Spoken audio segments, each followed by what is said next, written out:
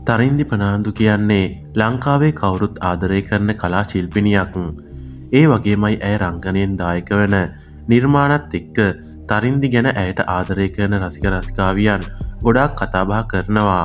කොහොම වුණත් ඇය දැන් රංගනයට අමතරව ඇගේම කියලා ව්‍යාපාරයකුත් ආරම්භ කරලා තියෙනවා. ඔන්න ඉතින් කවදත් සිනා මුසු මුහුණින් පිරිපුන්ව දවස පටන් ගන්නා ඇය පසුගිය දවසක මෙන්න මේ වගේ ඡායාරූප පෙළක් ඇයගේ මුහුණ පොතට එක් කරලා තිබුණා. ලස්සන දවසක ආරම්භයේ ඇය කියලා තිබුණේ මෙන්න මෙවැන්නක්. ජීවිතේටම නොකර ඉන්න බැරි වැඩේ hina නොවී ඉන්න එක. ඉතින් ඇයි හදිසියෙම මෙවැනි සටහනක් පළ කරේ?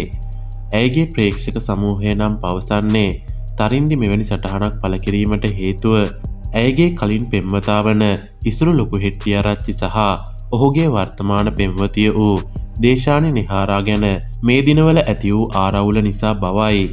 ඇය ඇත්තටම මෙහෙම සටහනක් පළ කරේ ඇයගේ කලින් පෙම්වතා වූ ඉසුරුටද?